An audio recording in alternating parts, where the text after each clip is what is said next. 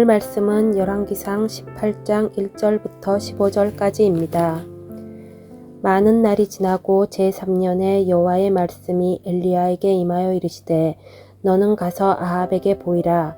내가 비를 지면에 내리리라. 엘리야가 아합에게 보이려고 가니 그때에 사마리아에 기근이 심하였더라. 아합이 왕궁 맡은 자 오바댜를 불렀으니 이 오바댜는 여호와를 지극히 경외하는 자라.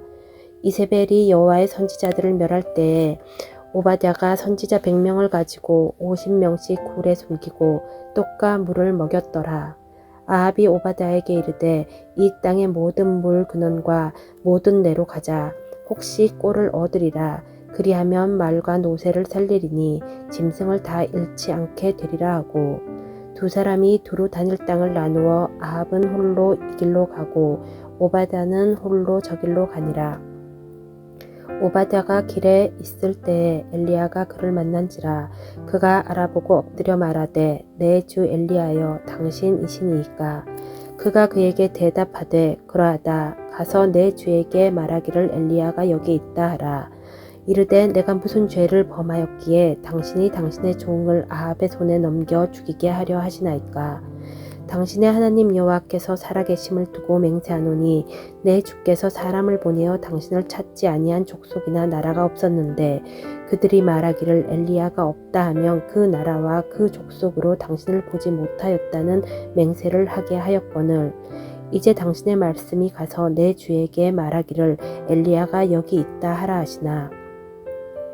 내가 당신을 떠나간 후에 여호와의 영이 내가 알지 못하는 곳으로 당신을 이끌어 가시리니 내가 가서 아합에게 말하였다가 그가 당신을 찾지 못하면 내가 죽임을 당하리이다.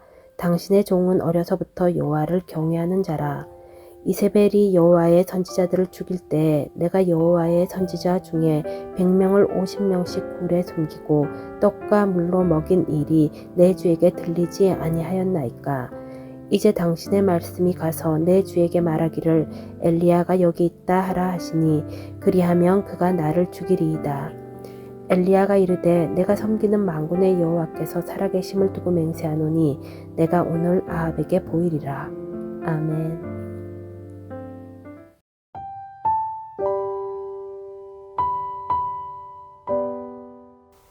오늘 본문은 하나님께서 비를 내리겠다고 약속하시면서 시작합니다. 하나님의 약속이니까 이루어지겠죠? 하나님의 약속이 이루어지는 순간 두 사람이 등장합니다. 엘리야와 오바댜입니다. 두 사람은 여러모로 볼 때 참 다릅니다. 하지만 하나님께서는 이 두 사람을 사용하시어 그분의 역사를 이루어 가십니다. 많은 이들이 엘리야에게만 집중하며 그의 화려한 사역을 높이지만 오바댜의 충성과 순종이 없었다면 엘리야의 사역도 없었을 것입니다. 오늘 본문에 등장하는 두 사람을 보면서 세상 속에 살아가는 하나님 나라 백성의 모습은 어떠해야 할지 함께 적용해 봅시다. 먼저 오바댜라는 인물에 대해서 봅니다. 오바댜는 아합의 국내 대신입니다. 이 바알 숭배를 눈앞에서 보는 그런 사람이었습니다. 그런데 성경은 그에 대해 이렇게 말합니다. 오바댜는 여호와를 지극히 경외하는 자라. 그는 우상 숭배의 정점이었던 아합 왕의 궁궐에서도 하나님을 경외하는 사람이었습니다. 이 거칠고 험한 세상 속에서 그리스도인으로 살아가야 하는 우리의 이 모범처럼 보이는 그런 사람이죠. 오바댜는 한편에서는 아합 왕과 이세벨 왕비를 섬겼을 것입니다. 그래야 궁에서 살 수가 있었겠죠? 그러나 동시에 그는 하나님의 선지자 100명을 몰래 숨겨주고 그들에게 양식을 공급해 줌으로써 하나님의 말씀이 살아있을 수 있도록 해준 장본인이기도 합니다. 우리는 종종 이 직장에서는 교회 다닐 수가 없어. 이 회사에서는 하나님을 제대로 섬길 수가 없어. 이런 생각을 할 때가 있습니다. 물론 장소 중요합니다. 정말로 하나님을 잘 섬길 수 없는 그런 환경의 직장들이 있습니다. 하지만 오바댜의 모습을 보면 어디에 있느냐도 중요하지만 무엇을 하느냐가 더 중요하다라고 하는 생각을 다시 한번 하게 됩니다. 자, 두 번째로 엘리야를 봅시다. 엘리야는 아무도 알지 못하는 곳에 홀로 있습니다. 이 기근에 대한 예언을 한 뒤로 아무도 엘리야를 찾을 수 없었습니다. 이제 때가 되어 하나님께서 엘리야에게 말씀하십니다. 너는 가서 아합에게 보이라.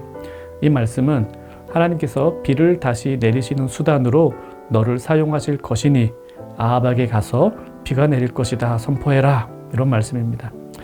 엘리야는 말씀에 순종하여 아합 왕에게 나가게 되죠. 엘리야는 이 기근의 선언을 하기 위해서 아합을 한 번 만났었고, 이제 기근이 끝나고 비가 내리는 것을 선포하기 위해 다시 아합에게 갑니다. 그 중간에 아합을 만난 적 없습니다.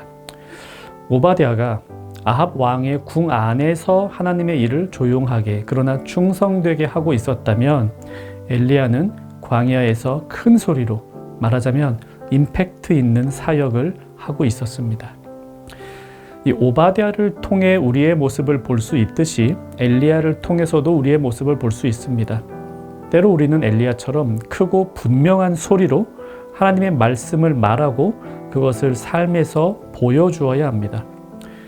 엘리야는 기근의 선포를 통해 지금 하나님이 이 나라에 벌을 내리고 계심을 분명히 드러나게 말했습니다. 그리고 이제 다시 비가 오게 함으로 하나님의 유일한 주권을 강렬하게 온 세상에 보여줄 것입니다. 우리는 오바댜처럼 아합 궁에서 그의 수종을 들면서도 하나님의 일을 할 수 있습니다. 때로는 엘리야처럼 크고 분명한 소리로 외치며 아합과는 멀리 떨어져 있을 수도 있습니다. 자, 이 두 사람 사이의 일들을 개인적 은사의 측면에서도 우리는 생각해 볼 수가 있습니다. 요컨대 자, 어떤 사람은 조금은 이 부조리한 직장에서 일하면서 하나님 백성으로 살고, 또 어떤 사람은 그런 곳에 있지 말고 밖으로 나와서 엘리야처럼 본격적인 말씀 사역에 힘쓴다. 이렇게 개인의 은사나 개인에게 부르시는 하나님의 사명에 따라 아예 다른 곳에서 살아간다. 이렇게 적용할 수도 있고요. 이것도 좋습니다. 근데 또 한편으로는 이렇게 개인의 은사와 사명의 측면으로 보기보다는 우리 모두가 때로는 오바댜처럼 때로는 엘리야처럼 살아가는 것, 이런 적용도 해볼 수 있습니다. 즉 오바댜냐 엘리야냐 둘 중 하나를 놓고 선택을 하는 것이 아니라 우리 앞에 있는 다양한 삶의 정황들 속에서 때로는 오바댜처럼 조용하게, 때로는 엘리야처럼 크고 분명한 소리로 내가 하나님 백성이라는 것을 보일 수가 있다는 사실입니다. 중요한 것은 하나님은 오바댜와 엘리야 모두를 사용하셔서 그분의 역사를 이루어 나가고 계신다는 사실입니다. 말씀 생각하며 기도합시다. 오바댜처럼 하나님을 섬기기 어려운 환경에서도 하나님 백성의 모습을 묵묵하게 보이며 살게 하소서. 또한 엘리야처럼 크고 분명한 소리로 하나님의 말씀을 삶으로 보이는 삶을 살게 하소서.